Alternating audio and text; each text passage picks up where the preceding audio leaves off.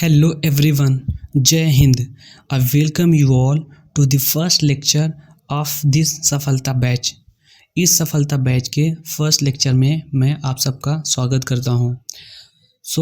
मैंने जैसा बोला था हम लेक्चर वन से हम लोग मिलेंगे। बेसिकली देखते हैं हम लोग इस लेक्चर 1 के वीडियो में कौन कौन से टॉपिक कवर करेंगे।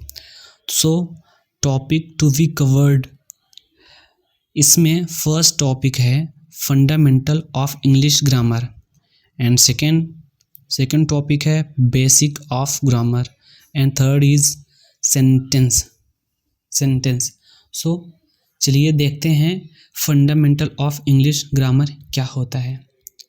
Fundamental of English grammar, fundamental of English grammar. अभी इधर लिखने मुझे प्रॉब्लम हो रही है लिखने में, क्योंकि सेटअप थोड़ा सा सही नहीं है, बाकी चीज़ें सही हो जाएंगी। बेसिकली अगर हम बात करें fundamental of English grammar, starting एकदम इंग्लिश की एकदम स्टार्टिंग में अगर हम लोग जाएं तो स्टार्टिंग में हम लोग क्या पढ़ते हैं, ए टू जेड तक हम लोग लेटर पढ़ते हैं। और यहीं हम अगर ये क्वेश्चंस आपके फ्रंट में रखें कि how many parts of alphabet और how many kinds of alphabet, आप सबके नहीं, कुछ लोगों के माइंड में ये आंसर क्लिक होगा कि देयर आर 26 अल्फ़ाबेट। मुझे जैसा लग रहा है कुछ लोगों के माइंड में तो ये बात आएगी 100% श्योर कि 26 अल्फ़ाबेट होते हैं। दिस इज़ एब्सोल्युटली रॉन्ग, ये बिल्कुल भी गलत है। 26 अल्फ़ाबेट नहीं लेटर्स होते हैं। 26 अल्फ़ाबेट नहीं लेटर्स होते हैं। अगर अब फिर बात आती है कि अल्फ़ाबेट क्या होता है, तो अल्फ़ाबेट वो होता है जो हम लोग ए टू जेड तक लिखते हैं। उस पूरे ग्रुप को ए टू जेड जो लिखते हैं लेटर्स, उस पूरे ग्रुप को ही अल्फ़ाबेट बोलते हैं, वर्णमाला जिसे बोलते हैं हिंदी में। और लेटर्स अक्षर जो होता है, एक अक्षर पूरा मिला के 26 अक्षर होता है, 26 लेटर्स होता है। और वो 26 लेटर्स जब मिलता है तो एक अल्फ़ाबेट बनता है। 26 लेटर्स क्या बनाता है, वन अल्फ़ाबेट बनाता है। अल्फ़ाबेट यही होता है। A group of 26 letters is called alphabet, ऐसा बोल सकते हैं हम। तो अब आई होप आप लोगों को ये समझ में आ गया होगा कि अल्फ़ाबेट क्या होता है एंड लेटर्स क्या होते हैं। यही डिफरेंस था अल्फ़ाबेट एंड लेटर्स में, क्योंकि मैंने 1-2 जगह देखा भी ऐसा गलत पढ़ाते हैं, वो 26 अल्फ़ाबेट बोलते हैं। और मैक्सिमम स्टूडेंट्स के माइंड में भी यही होता है कि 26 अल्फ़ाबेट होते हैं, जो कि गलत है। और एक इम्पॉर्टेंट बात आपको इस अल्फ़ाबेट से बता दूं, जो आपका एसएससी एंड यूपीएससी का सीडीएस या एनडीए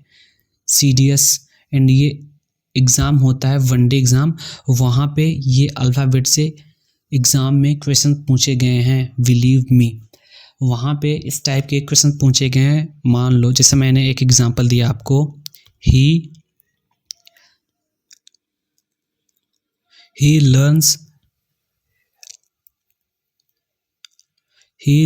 अल्फ़ाबेट्स। अब यहाँ पे ए बी सी डी ये पार्ट्स आपका हो गया। अब वहाँ पे क्वेश्चन में पूछा गया था फाइंड एरर, यहाँ पे आपको गलती फाइंड करनी है कहाँ पे है। सो जिनको नहीं पता होता है उनके लिए ये 100% पूरे कॉन्फिडेंस के साथ में सही होता है, बट यहाँ पे एग्जामिनर खेल जाता है, ये गलती हो जाती है क्योंकि ये बहुत ज़्यादा छोटे क्लास का ये कॉन्सेप्ट है।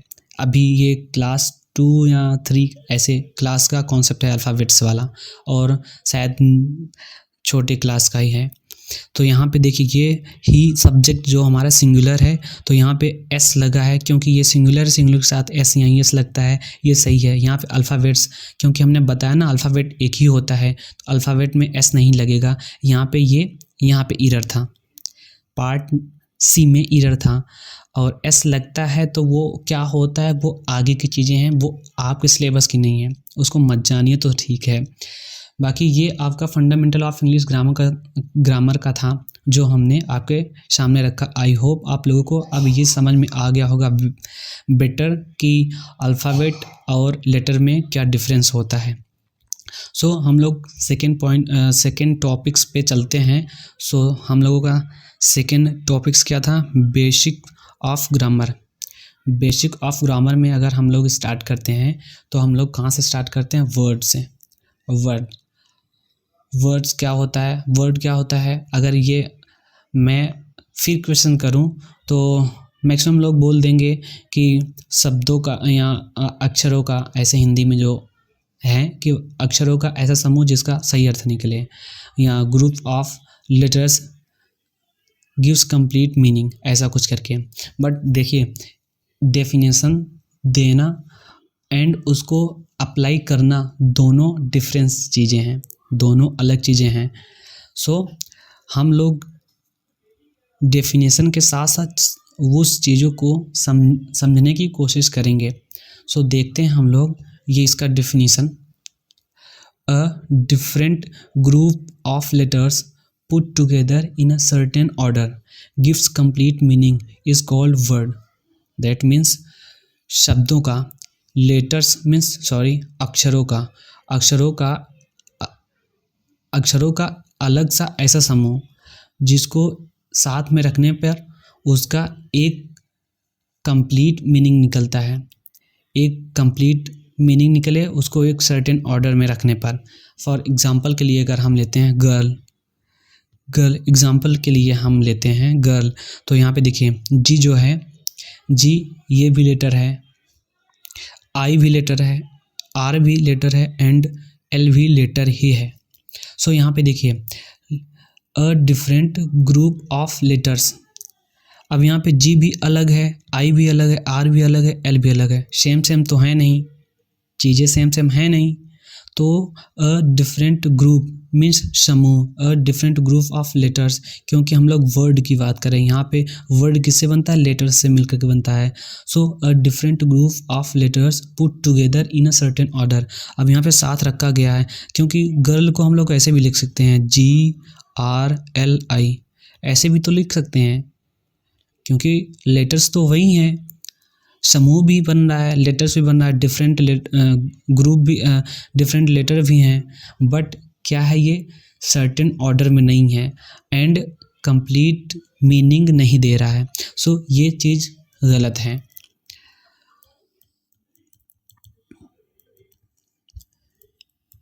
ये चीज़ गलत है। सो हम लोगों का डेफिनेशन क्या बनता है, अ different group of letters put together in a certain order gives complete meaning is called word. And अगर सेकेंड एग्जाम्पल की हम लोग बात करें, एप्पल, APPLE। अब यहाँ पे भी देखिए ए भी लेटर है, ये भी लेटर है, ये सारे लेटर्स हैं एंड डिफरेंट लेटर्स हैं और एक ग्रुप में हैं, मीन्स एक साथ में है एंड सर्टेन ऑर्डर में है। क्योंकि मैंने बताया एप्पल को ऐसे भी लिख सकते हैं, APLEP,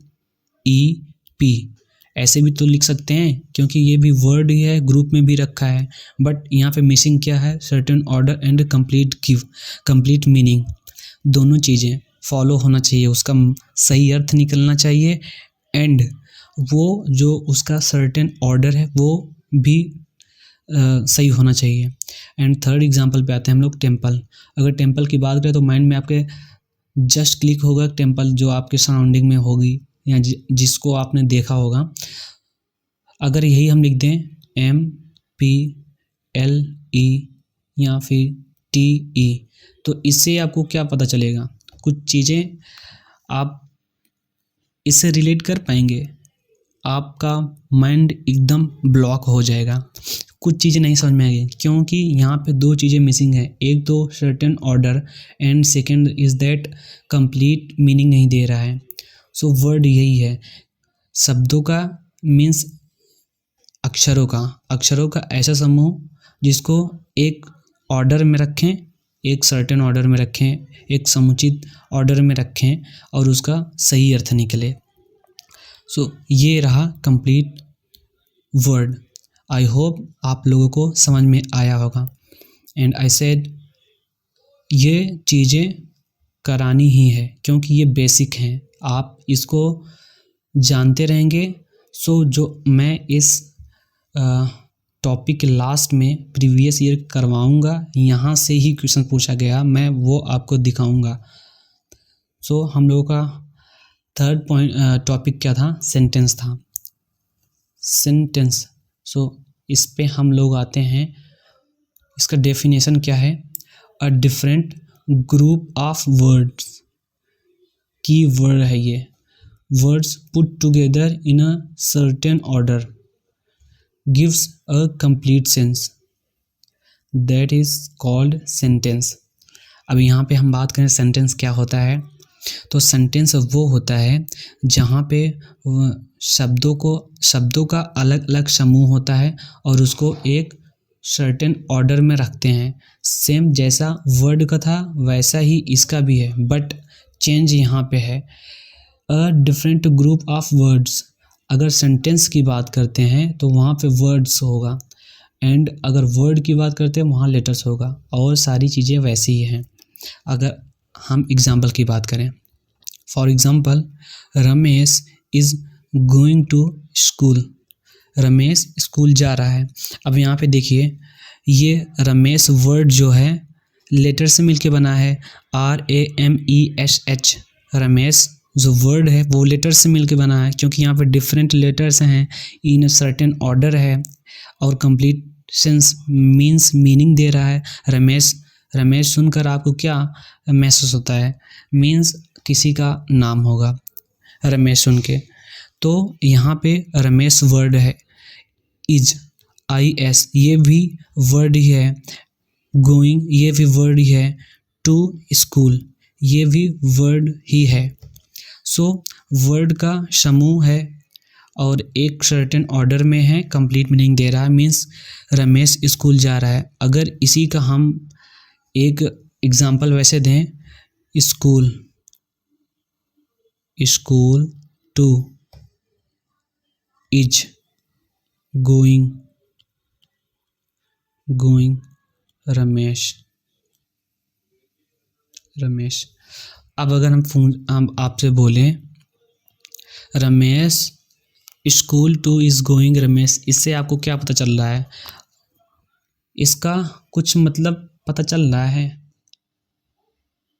सारी चीज़ें आगे पीछे, मीन्स ना तो कोई ऑर्डर है ना तो मीनिंग सही से है। यहाँ पे हम आर भी लगा सकते हैं, यहाँ गोइंग का गोज भी कर सकते हैं, ऐसा कुछ। सो कंक्लूजन इज़ दैट जो आपका सेंटेंस है वो वर्ड से मिलके बनता है और एक सर्टेन ऑर्डर में होता है और उसका कंप्लीट मीनिंग निकलता है। एंड अगर हम लोग सेकेंड एग्जाम्पल की बात करें, children are playing in the park, अभी इसको इरेज कर लेते हैं फिर। हाँ, चिल्ड्रेन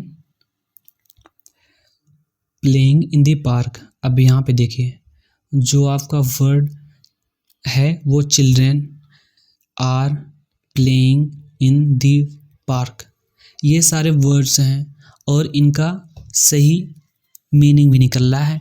अगर आपको मैं बोल दूं ये सेंटेंस पढ़िए, children are playing in the park, so आपके माइंड में क्लिक होगा कि हाँ कुछ बच्चे हैं जो पार्क में खेल रहे हैं। अगर यहीं पे हम लिख दें park the in played is children। अब यहाँ पे आपको कुछ नहीं समझ में आएगा, कुछ भी नहीं समझ में आएगा। ये चीज़ें कहना क्या चाहता है, इसमें क्या चीज़ें हैं, नहीं समझ में आएगा, क्योंकि ये सर्टेन ऑर्डर में नहीं है, कंप्लीट मीनिंग नहीं दे रहा है। सो ये सेंटेंस, यही सेंटेंस होता है। आई होप आप लोगों को ये सेंटेंस भी क्लियर हो गया होगा। एक बार और मैं आपको डिफिनीशन बता दूं।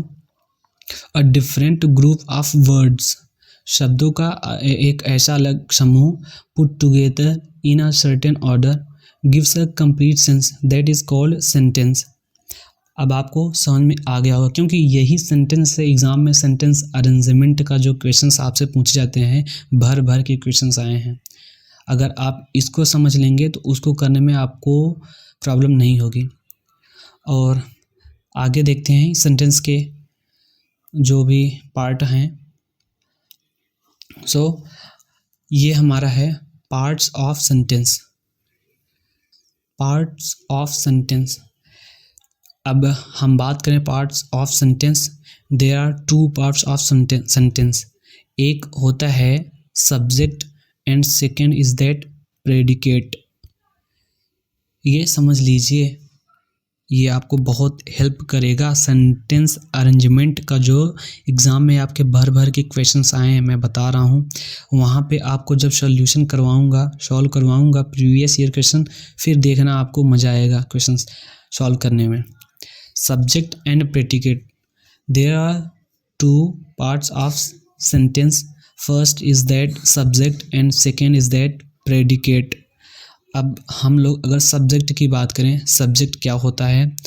सो a subject is a part of a sentence that contains the person और thing performing the action in a sentence. A subject is a part of a sentence that contains the person or thing performing the action in a sentence। इसका मतलब ये है कि subject किसी sentence का एक part होता है, मीन्स जो सेंटेंस होता है वो उसमें का जो सब्जेक्ट होता है वो सेंटेंस का पार्ट होता है, एंड कंटेन्स द पर्सन और thing performing the action in a sentence. और सेंटेंस में, उस सेंटेंस में जो एक्शन होता है या कुछ भी एक्शन या वर्क होता है जिसके द्वारा, वो आपका सब्जेक्ट होता है। जैसे एग्जाम्पल की हम बात करें, Shaurya is playing game. Shaurya is playing game. अब अगर हम यहाँ पे बात करें तो शौर्य गेम खेल रहा है, ये एक सेंटेंस है। शौर्य इज़ प्लेइंग गेम, ये एक सेंटेंस है, जैसा पीछे हमने बताया आपको। एंड अब यहाँ पे अगर हम लोग फाइंड करें सब्जेक्ट, तो सब्जेक्ट क्या होता है? जो कार्य करता है, जो कार्य करता है, मीन्स जो वर्क करता है। अब यहाँ पे देखिए सब्जेक्ट क्या होता है, शौर्य इज़ प्लेइंग गेम। अगर हम पूछे आपसे कि गेम कौन खेल रहा है, तो सिंपली आप बोल देंगे शौर्य। पता चला ना आपको कि शौर्य गेम खेल रहा है, क्योंकि शौर्य वर्क कर रहा है। यही होता है सब्जेक्ट। अब यहाँ पे शौर्य की अगर हम बात करें तो ये कंप्लीट एक सेंटेंस है, शौर्य इज़ प्लेइंग गेम। एंड इस कंप्लीट सेंटेंस में शौर्य जो है वो आपका सब्जेक्ट है। तो सब्जेक्ट आपका कंप्लीट सेंटेंस का पार्ट ही हुआ ना। तो a subject is a part of a sentence that contains the person और thing performing the action in a sentence. I hope आप लोग सब्जेक्ट को समझ गए होंगे। कुछ चीज़ें हैं सब्जेक्ट की जो मैं आपको आगे चीज़ें बताऊंगा जब क्वेश्चन सॉल्व करवाऊंगा, सब्जेक्ट कैसे फाइंड करते हैं। एंड सेकेंड क्या है? Predicate. If I talk about predicate, when we say something about subject, person, place और थिंग इज कॉल्ड प्रेडिकेट। जब हम किसी सब्जेक्ट के बारे में कुछ कहते हैं जो वो पर्सन, प्लेस, थिंग से रिलेटेड होता है, इज कॉल्ड प्रेडिकेट। जैसे एग्जाम्पल आपका है ही इज़ ब्लाइंड। अब ये एक सेंटेंस है आपका, जैसे मैंने स्टार्टिंग में बताया था ना, वर्ड को मिलाकर सेंटेंस बनता है, वो भी certain order and complete meaning में। तो ही इज़ अ ब्लाइंड, अब इसका मतलब आपको समझ में आएगा कि वह अंधा है, वह अंधा है। अब यहाँ पे हम लोग अगर बात करें सब्जेक्ट की, तो सब्जेक्ट क्या है? ही है, क्योंकि अंधा कौन है? ही मीन्स वह अंधा है। अंधा कौन है? अंधा वह है, तो अंधा क्या हो गया आपका? सब्जेक्ट हो गया। एंड प्रेडिकेट का क्या होगा? इज अ ब्लाइंड, क्योंकि यहाँ पे क्या है, when we say something about subject, subject के बारे में हम कुछ कहते हैं। अब यही तो कह रहे हैं ना कि वह अंधा है, ही इज ब्लाइंड, वह अंधा है। तो जो चीज़ें कहते हैं वही आपका प्रेडिकेट होता है। यहाँ पे ये सब्जेक्ट हो गया। अब ये जो सारी चीज़ें बची हैं वो आपका प्रेडिकेट हो गया।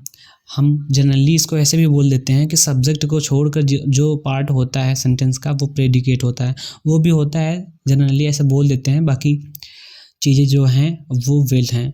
When we say something about subject, subject के बारे में कुछ कहते हैं तो वो आपका प्रेडिकेट होता है। जो चीज़ें बचती हैं सेंटेंस में सब्जेक्ट को छोड़ करके वो भी सेंटेंस प्रेडिकेट ही होता है। सो आपको समझ में आ गया होगा how many parts of sentence. So there are 2 parts of sentence, first is subject and second is predicate. Subject क्या होता है? किसी सेंटेंस का पार्ट होता है सब्जेक्ट, और सब्जेक्ट किसी कार्य को करता है, किसी वर्क को करता है, सब्जेक्ट के द्वारा किया जाता है। And predicate when we say something about subject, subject के बारे में हम लोग जो भी कुछ कहते हैं तो वही आपका प्रेडिकेट होता है। क्योंकि यहाँ पे हमने बात किया है ही इज़ अ ब्लाइंड, वह अंधा है। इज अ ब्लाइंड मीन्स इसके बारे में हम लोग बात कर रहे हैं, वह अंधा है, तो ही इज अ ब्लाइंड आपका प्रेडिकेट होगा। और आगे देखते हैं हम लोग, सेंटेंस का पार्ट्स भी हो गया। ये सब्जेक्ट, अब हम लोग आते हैं सब्जेक्ट पे। सब्जेक्ट पे हम लोग आते हैं तो यहाँ पे एक क्वेश्चन उठता है कि how many parts of sentence subject, how many parts of subject, क्योंकि हमने सेंटेंस पढ़ लिया, सब सेंटेंस के पार्ट्स पढ़ लिए। अब वहाँ पे जो है उसके भी अगर पार्ट होंगे तो पढ़ेंगे, नहीं होंगे तो नहीं पढ़ेंगे। सब्जेक्ट की बात करें हम तो there are 2 parts of subject, first qualifier and second is head word or main word. First आपका क्वालिफायर होता है एंड सेकेंड हेड वर्ड भी बोलते हैं या फिर मेन वर्ड भी बोलते हैं। ये इतना जनरली सा पता होना चाहिए आपको कि क्वालिफायर मीन्स सब्जेक्ट के 2 पार्ट होते हैं। ज़्यादा डीप में नहीं जाना है क्योंकि यहाँ से क्वेश्चंस नहीं आए हैं आपके। और हम सब्जेक्ट का भी पार्ट्स जान गए, अब पता करते हैं प्रेडिकेट का। Parts of predicate, parts of predicate पे हम लोग आते हैं तो हम लोगों को क्या पता चलता है, there are 3 parts of predicate. ये मोस्ट इम्पॉर्टेंट चीज़ है, ये बहुत ज़्यादा यूज़ होगा आपके आगे। So there are 3 parts of predicate. First क्या है? Verb, second object and third is complement other words. ये 3 पार्ट्स होते हैं प्रेडिकेट के। फिर से ध्यान दीजिए, प्रेडिकेट के 3 पार्ट्स होते हैं। फर्स्ट क्या होता है? Subject, second object and third complements, या फिर इसको अदर वर्ड्स भी बोलते हैं। ये अभी इसके अंदर हम लोग नहीं जाएंगे, मीन्स इसका डिटेल अभी यहाँ पे नहीं करने वाले हैं हम लोग। ये चीज़ें वर्ब ऑब्जेक्ट आगे आएंगी, सो वहाँ पे हम लोग इसको कवर कर लेंगे, वहाँ देख लेंगे। अभी यहाँ पे नहीं करना है क्योंकि फिर चीज़ें ज़्यादा मिक्स हो जाएंगे। अभी हम लोग सेंटेंस को लेकर के चल रहे हैं, क्योंकि सेंटेंस अरेंजमेंट का क्वेश्चंस भर भर के आपके एग्ज़ाम में आए हैं, उसके रिगार्डिंग हम लोगों को ये पढ़ना है। बाकी चीज़ें ये अभी वर्ब, आपका ऑब्जेक्ट, ये सारी टॉपिक वाइज हैं, आगे कराएंगे, सो वहाँ पे डीप में चलेंगे हम लोग। अब यहाँ पे हम लोग सेंटेंस पे आते हैं। ये आपका प्रेडिकेट के 3 पार्ट्स थे, ये आपको पता होने चाहिए। एंड इस साइड सब्जेक्ट के 2 पार्ट्स थे, वो आपके पता होने चाहिए। एंड सेंटेंस के 2 पार्ट्स, यहाँ पे तो पीछे चीज़ें हैं। अब देखिए हम लोग सेंटेंस पे आते हैं, तो there are 5 kinds of sentence. अगर हम बात करें how many kinds of sentence, so answer is that there are 5 kinds of sentence. First, assertive sentence. Second, interrogative sentence. Third, imperative sentence. Fourth, exclamatory sentence. And 5 and last, optative sentence. ये sentence means वाक्य के भेद हैं।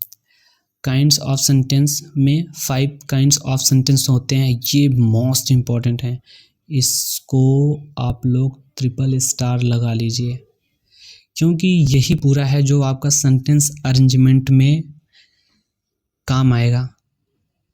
Kinds of sentence, और जो आपका मैंने subject बताया था वो, और जो ऑब्जेक्ट है, वर्ब है, नॉर्मली ये जब क्वेश्चंस करेंगे हम लोग वहाँ पे डिस्कस कर लेंगे, कोई बड़ी चीज़ नहीं है। So there are 5 kinds of sentence. अब हम लोग ये देखेंगे फर्स्ट, सेकेंड, थर्ड, फोर्थ, 5, ये डीप में जाएंगे सेंटेंस। ये सेंटेंस होता क्या है, क्या शो करता है, यू नो। सो चलिए देखते हैं फर्स्ट सेंटेंस क्या है। असर्टिव सेंटेंस में हम लोग क्या पढ़ेंगे। असर्टिव सेंटेंस में अगर इसकी डिफिनीशन बोलें तो अ sentence that makes a statement is called an assertive sentence. इसका मतलब समझे आप। अ sentence that makes a statement means एक ऐसा सेंटेंस जो स्टेटमेंट बनाता है, मीन्स दुनिया जहान का हर एक सेंटेंस वो पहले असर्टिव सेंटेंस रहा होगा।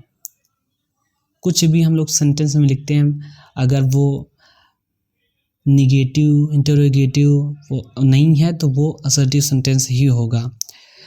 सो हम लोग असर्टिव सेंटेंस की बात करें, an assertive sentence is 2 types.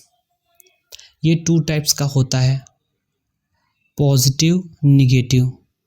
Positive assertive sentence में हम लोग क्या देखते हैं, जो वहाँ पे पॉजिटिव चीज़ें निकल के आती हैं।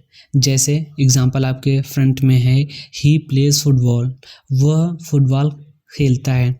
यहाँ पे किसी भी टाइप का, किसी भी प्रकार का निगेटिव चीज़ें नहीं है, मीन्स नकारात्मक नहीं है इस वाक्य में, इस सेंटेंस में। एंड सेकेंड क्या है, निगेटिव। निगेटिव असर्टिव सेंटेंस, यहाँ पे आपका एग्जांपल क्या है, he does not play football. अब यहाँ पे हम लोग देखते हैं कि नॉट, जो नॉट वर्ड है वो निगेटिव मीन्स नकारात्मक को शो कर रहा है। अब यहाँ पे हम लोग अगर सेंटेंस पढ़ें, he does not play football means हम लोगों को पता चलता है वह फुटबॉल नहीं खेलता है। नहीं खेलता है मीन्स जो वर्ड नॉट आया ये निगेटिव को शो कर रहा है। जैसा सिंपली देखो, जैसे आप स्कूल जाने वाले हैं, अगर आपसे कोई पूछता है स्कूल जाओगे तो आप कहेंगे यस मैं स्कूल जाऊंगा, तो वहाँ पे आपने पॉजिटिव आंसर दिया। अगर आपको नहीं जाना है तो आप बोलेंगे नहीं मैं स्कूल नहीं जाऊंगा। जो नहीं वर्ड है वो नकारात्मक को डिनोट करता है। तो ये सेंटेंस क्या है, असर्टिव सेंटेंस। अ सेंटेंस, एक ऐसा sentence that makes a statement, जो कथन को बनाते हैं। A is called an assertive sentence. Means simple है, जैसे मैं कह दूं you are a boy. Simple, ये आपका असर्टिव सेंटेंस है। जो भी सेंटेंस होंगे निगेटिव पॉजिटिव वो असर्टिव सेंटेंस के अंदर ही आते हैं। सो ये आपका असर्टिव सेंटेंस। आई होप ये भी आपको समझ में आया होगा। वैसे बहुत बड़ी चीज़ें नहीं हैं, अगर समझेंगे तो चीज़ें आएंगी, 110% आएंगी, क्योंकि यही एग्ज़ाम में पूछा गया है। हम लोग असर्टिव सेंटेंस के बाद देखते हैं सेकंड सेंटेंस कौन सा है। सेकंड सेंटेंस है इंटेरोगेटिव सेंटेंस। अब इंटेरोगेटिव सेंटेंस क्या होता है? So that is an interrogative sentence contains a direct question and a interrogation mark is put at the end of the sentence। इसका मतलब समझे आप? An interrogative sentence contains a direct question and a, यहाँ पे sorry N होगा, यहाँ पे N होगा, यहाँ पे देख लीजिएगा एन होगा। एन इंटरोगेशन मीन्स क्या होता है? ये मार्क्स होता है, जो आपका ये मार्क्स बनता है ना, उसको इंटरोगेशन मार्क्स बोलते हैं। Mark is put at the end of the sentence means एक ऐसा वाक्य जो डायरेक्ट क्वेश्चंस करता है, जिसमें क्वेश्चंस पूछा जाता है और उस वाक्य के एंड में क्वेश्चंस मार्क होता है, वो इंटरोगेटिव सेंटेंस होता है। इंटरोगेटिव सेंटेंस समझ में आया? मीन्स अगर इंटरोगेटिव सेंटेंस है तो उसके लास्ट में सिर्फ केवल और केवल एक चीज़ आप लोग याद कर लीजिए। इंटरोगेटिव सेंटेंस फाइंड करने का नॉर्मली एंड एकदम ईजीएस्ट जो टाइप है उसको ये इंटरोगेशन मार्क। अगर इंटरोगेशन मार्क लगा है and at the end of the sentence, so वो 110% इंटरोगेटिव सेंटेंस ही होगा। अब for example where do you live, अब यहाँ पे देखिए क्वेश्चन मार्क लगा है, वेयर डू यू लिव। अब अगर हम यहाँ पे इसका मीनिंग निकालें, वेयर डू यू लिव, आप कहाँ पे रहते हैं, आप कहाँ पर रहते हैं। सो हम यहाँ पे क्वेश्चन ही तो पुट कर रहे हैं कि आप कहाँ पे रहते हैं, और लास्ट में क्या है? इंटरोगेशन मार्क है। सेकेंड एग्जांपल क्या है? Home did you call tomorrow, आपको कल किसने बुलाया था। यहाँ पे ये गलती है, यहाँ पे यस्टरडे होगा, यस्टरडे, क्योंकि हम पास्ट की बात कर रहे हैं, है ना। टुमारो नहीं होगा, पास्ट की बात कर रहे हैं। Home did you call yesterday, कल आपको किसने बुलाया, है ना। यहाँ पे भी क्वेश्चन आपने पूछा एंड लास्ट में यहाँ पे भी क्वेश्चन मार्क इंटरोगेशन मार्क रहेगा। And third example, why did Rinki go, Rinki क्यों गई, इसका हिंदी यही, why did Rinki go, Rinki क्यों गई। यहाँ पे भी क्वेश्चंस ही जनरली क्वेश्चन ही पूछ रहे हैं ना आप, रिंकी क्यों गई। एंड लास्ट में भी क्या है? इंटरोगेशन मार्क है। सो इसका सिंपल सा तरीका है, टाइप्स है। हम लोग इंटरोगेशन मीन्स इंटरोगेटिव सेंटेंस अगर फाइंड करना है तो लास्ट में हम उसको देखेंगे कि ये इंटरोगेशन मार्क लगा है या नहीं लगा है, उसमें क्वेश्चंस पूछा जा रहा है या नहीं पूछा जा रहा है, वही इंटरोगेटिव सेंटेंस होता है। That's it. आई होप ये भी समझ में आया होगा आपको। सो चलते हैं नेक्स्ट हम लोगों का कौन सा है? अच्छा, इसी के पार्ट्स हैं, जो आपको इंटरोगेटिव सेंटेंस है इसी का पार्ट्स है। सो इंटरोगेटिव सेंटेंस जो होता है वो कितने टाइप्स के होते हैं वो देखेंगे हम लोग। सो ये कलर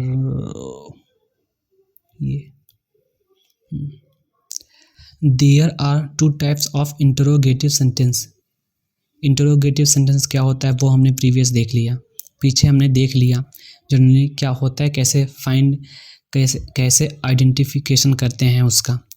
सो अब उसका टाइप्स देख रहे हैं हम लोग इंटरोगेटिव सेंटेंस का। So there are two types of interrogative sentence. First sentence क्या है, WH type. WH type generally हमने जो हमारे साथ थे वो इसको पढ़ाए थे व्हाट टाइप करके, ऐसा कुछ। कई लोग ऐसा पढ़ाते भी हैं, है सही वो भी, लेकिन कहीं पर चीज़ें थोड़ा बाहर हो जाती हैं। WH टाइप फर्स्ट है एंड सेकंड है S और no type. yes or no type. There are two types of interrogative sentence. First is that WH type and second is that yes or no type. yes or no type.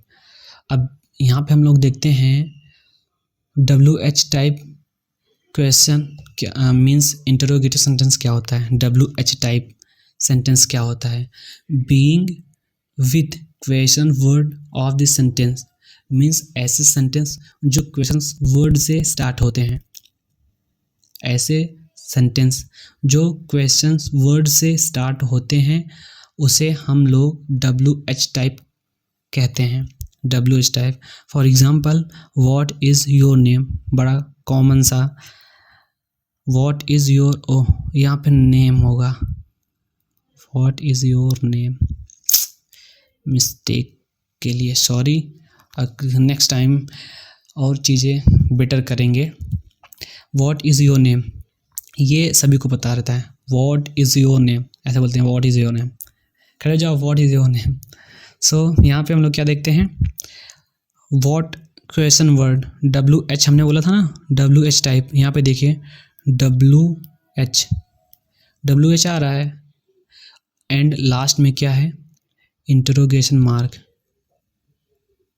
अब इसका अगर हम हिंदी में जैसे generally बताएं कि WH type question कैसा होता है, ऐसे सेंटेंस जिसके स्टार्टिंग में क्वेश्चन वर्ड होते हैं। अब क्वेश्चन वर्ड क्या होते हैं वो आपको पता होने चाहिए, नहीं पता है तो अभी पता चल जाएंगे।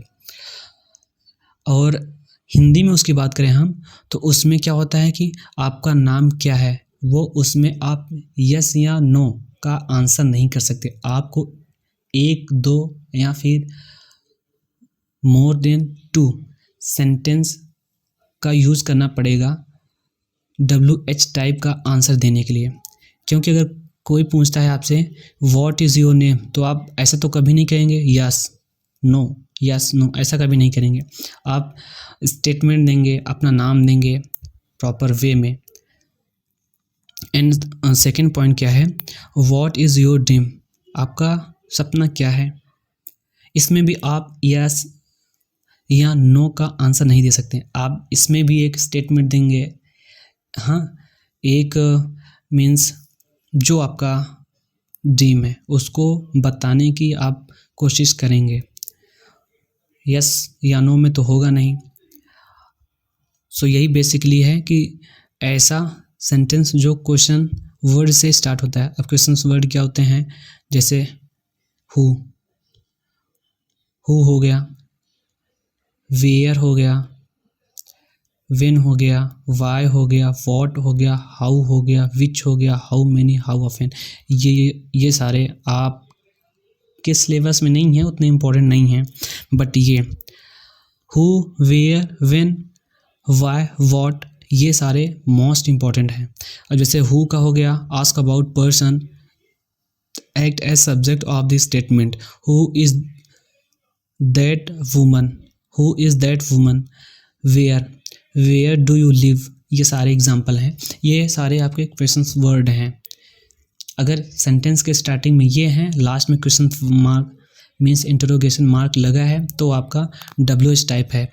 एंड सेकंड देखते हैं हम लोग, सेकंड यस और नो टाइप, इसको देखते हैं। तो इसका क्या है definition, being with helping verb of the sentence means sentence जो ये होगा वो उसकी स्टार्टिंग कहाँ से होगी, हेल्पिंग वर्ब से होगी। अब इसमें भी वर्ब में कई हेल्पिंग वर्ब, ट्रांजिटिव वर्ब, इन सारी चीज़ें हैं वो आगे कवर करेंगे जो आपके एग्ज़ाम पॉइंट ऑफ व्यू से इम्पॉर्टेंट है।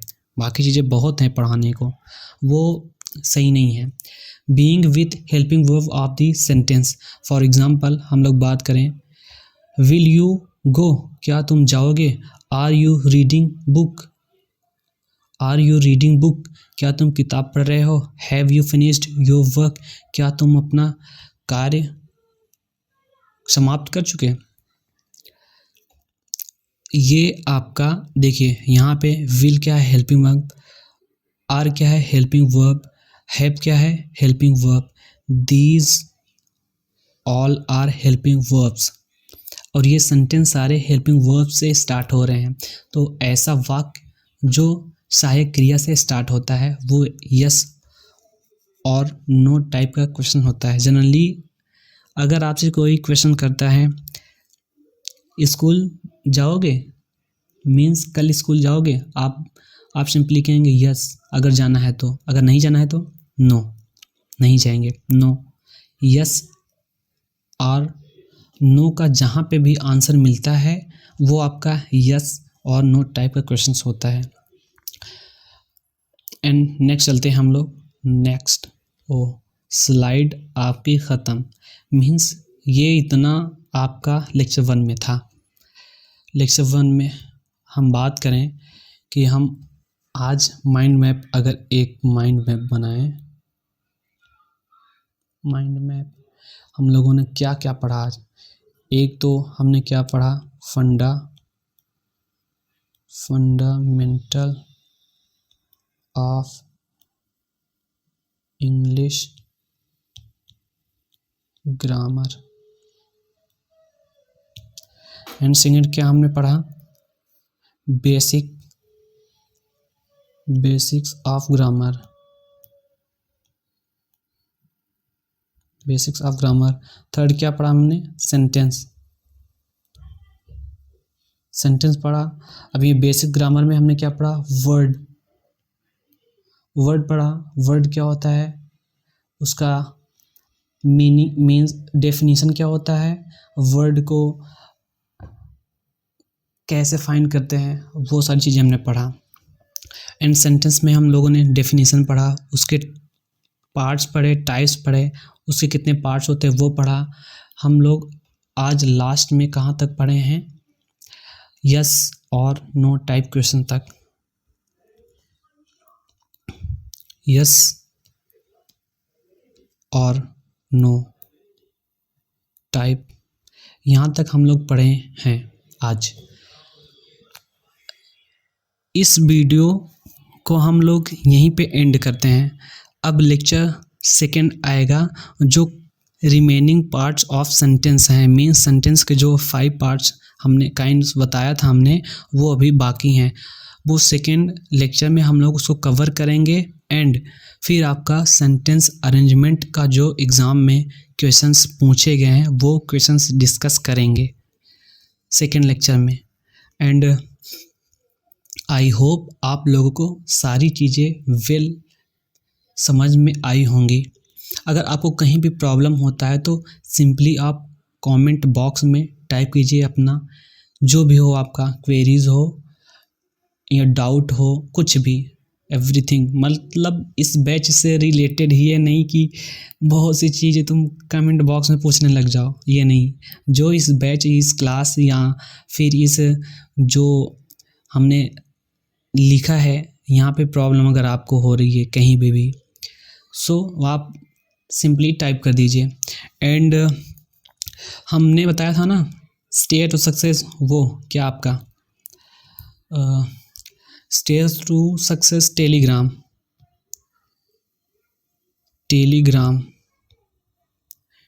मैंने बताया था @stair STAIR stair to SUCCESS stair to success. ये सिंपली सर्च बॉक्स में आप टाइप कर देंगे, आप उस चैनल पे पहुंच जाएंगे, उसको ज्वाइन कर लीजिएगा। आज ये फर्स्ट लेक्चर का PDFs विथ एनोटेशन। एनोटेशन का मतलब आप समझ रहे हैं, मतलब जो हमने, जैसे आपको बताते हैं, ये मीन्स ये जो हमने लिखा है ये सारा चीज़ उसमें रहेगा। अगर आप देख लीजिएगा, पहले हम विथ एनोटेशन PDF शेयर कर देंगे ग्रुप में। अगर वो आपको सही लगता है तो ठीक है, नेक्स्ट टाइम से हम ऐसे ही करेंगे। अगर आपको उसमें कुछ प्रॉब्लम आती है या चीज़ें समझ से बाहर होती हैं तो हम आपको PDF एकदम फ्रेश, मीन्स उसमें कुछ लिखा नहीं रहेगा, वो शेयर कर देंगे ग्रुप में। आप लोग उससे नोट्स बना लीजिएगा, पढ़ लीजिएगा। अगर आपको कुछ भी चीज़ें समझ में, मीन्स कुछ चीज़ें जो हैं आपको इस वीडियो से ना समझ में आया हो तो सिंपली टाइप कर दीजिएगा कमेंट बॉक्स में, ऑन एंड डिस्क्रिप्शन में आप चेक कर लीजिएगा। मैं ये जो अपना स्टे टू सक्सेस चैनल है ना टेलीग्राम वाला, इसको भी वहीं पे पिन करवा दूंगा, वो मिल जाएगा आपको। और जैसा मैंने बताया है, आपके फ्रेंड्स, आपके टच में कोई भी हो, एक बार उसको इस बैच का इन्फॉर्मेशन ज़रूर दीजिएगा। ये फर्स्ट लेक्चर है, कुछ चीज़ें छूटी होंगी या कुछ चीज़ें सही नहीं होंगी तो सेकेंड लेक्चर में ट्राई करेंगे बेस्ट हो। एंड आप सबका सही रिव्यू रहा तो चीज़ें और बेस्ट और बेटर करने की ट्राई करेंगे। सो चलिए मिलते हैं आप सबसे लेक्चर सेकेंड में। जय हिंद, बाय बाय।